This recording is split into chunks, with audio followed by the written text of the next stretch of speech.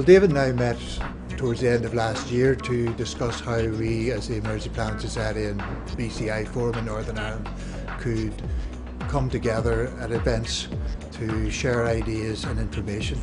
And we agreed initially that we would invite each of our members to our events.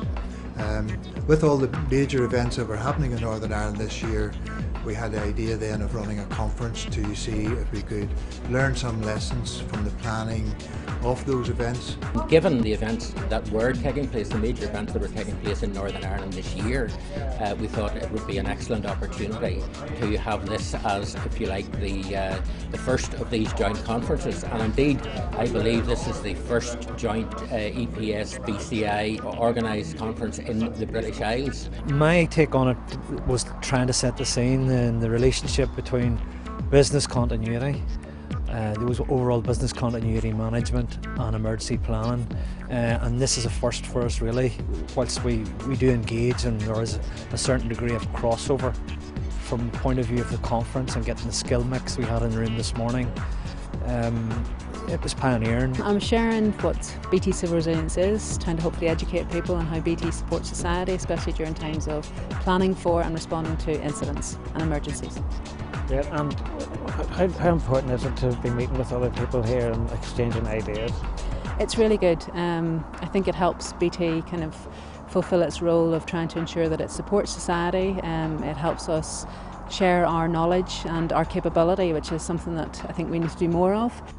Well, we had a fabulous year in 2013 for Northern Ireland, and the Northern Ireland office was delighted to have played such an important role in that, in supporting the PSNI, supporting the executive and supporting London departments in achieving a summit that really, really worked for Northern Ireland. I think the G8 you're talking about? Sorry, the G8 summit, of course. I mean, my important message was planning early was really important. We had very late notice that the summit was coming to Fermanagh, so we planned with as much notice as we possibly could. We had to plan early. We planned with partners. It was incredibly important. And the other thing is actually the most important lesson we learnt was about challenge. We were working at such a pace in trying to deliver the safe and secure summit that worked for Northern Ireland that it was very easy for us to lose sight of some of the details and to make some assumptions and allow those assumptions to start becoming our policy. PSNI had to deliver the single biggest operation in not only its history but the history of the Royal Ulster Constabulary before it. And we had to do that against the background of what was already a very difficult operational environment. Just over a year ago, we had the outbreak of the flags-related protests in Belfast, which effectively extended the peak of the summer marching season and the disorder and protest that surrounds that right through the autumn, the winter and into the spring and summer of 2013. So the lull we normally could have expected never came. And on top of that, we had the announcement of dinner, bed and breakfast for 8 in Fermanagh, which of course was the background for the biggest single operation we've ever mounted. Well, I was the tactical or silver commander for the G8 2013 summit in County Fermanagh. So my role and responsibility was to deliver the tactical plan which delivered a safe and secure summit. I'm not quite sure that we really appreciated the scale of the operation when we started, but certainly from the start of the planning process about this time last year, last November, we looked at a range of key factors around security, around dealing with protesters and the potential for public order falling out of that, and working with the community and working with other agencies and organisations in the community to contribute to an overall feeling of safety and security in the county that welcomed the G8 summit and which allowed Fermanagh and Northern Ireland to be showcased to its absolute best.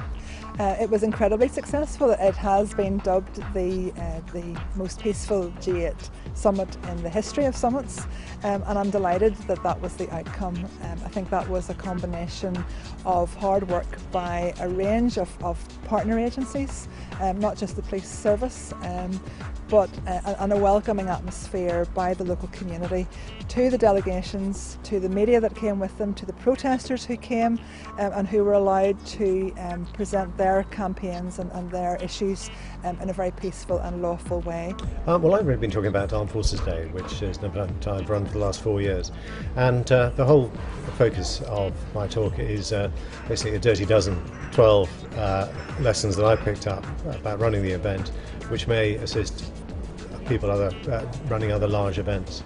The main sort of focus today has been about the G8, the World Peace and Fire Games, and actually there's an awful lot of resonance between the message that I have about multi-agency working, how don't try and do it all yourself, how to do thorough safety plans, risk assessments, etc. Those are really common messages to all. Yeah, well, we were talking about the experience the World Police and Fire Games had. Over 7,000 competitors from over 60 different countries. Clearly it's a very complex process to plan for, to make sure both they have a safe but also an enjoyable time within Northern Ireland. In addition to that, we had 3,500 volunteers to deploy across that 10 days during August. But I think we did that very successfully. Hopefully what we can pass on to the delegates is some of the experience that we've had during that 10 days with Northern Ireland delivering G8 and the World Police and Fire Games. I think it all goes well for the future in delivering future events. I look after the 5 councils and ensure that their internal emergency planning procedures and business continuity arrangements are in place and they're fit for purpose. And I also have a multi-agency role, ensuring that multi-agencies, for example the emergency responders and non-emergency responders, are aware of the council's role in emergency planning and response, and also ensuring that we have joint plans to ensure that if something does happen, that we can work together efficiently and effectively. I work for a company called Risk and Resilience Limited. We're a local consultancy firm in the business of emergency planning and crisis management business continuity. Great. What do you think of this idea of having a joint conference between both organisations? Well, I think it's a great idea. I'm in both organisations for a start, so I would say that it's been a good idea. I'm also involved in the Business Continuity Forum Executive Committee, so I've been aware of this from the start. I think it's fantastic that we've had a chance to be able to share the learning both between the organisations, and I think also what's been a winner is not just organisations in Northern Ireland, but also we've involved the same organisations in Ireland, so it's a pan-organisation and pan-national approach, which I think is great. I think it was a terrific event. It was great to bring so many people from both organisations, the Business Continuity Institute, the Emergency Planning Society, bring them together to learn more about what each other does. And it's a networking event, so they can learn from each other, discuss the events that are important to them, and develop their knowledge. And of course, are you taking away something that, well, a lot of things that you didn't know today, before today? Well, I discovered how busy Northern Ireland was in the last year. There's certainly a lot of things for them to manage, but it's interesting just to see how much goes on behind the scenes that you just don't notice. When you see an event going on in the news, you don't see all the planning that goes on behind that. I think events like this are extremely useful. Across the resilience field, to have 2 professional groups such as the Emergency Planning Society and the Business Continuity Institute working together is fantastic, and I think that that's the way that we'll be going more in the future. Like-minded organisations working together to find solutions to the problems that we're being faced with. Yeah, I mean that's so important to hear what other people have, how they deal with certain situations. Yes, it certainly is, because across my career I've worked across emergency planning and business continuity for the last 17 years. So I can understand both sides, but a lot of people out there don't understand the parallel between the 2 disciplines, and it is in fact 2 sides of the same coin.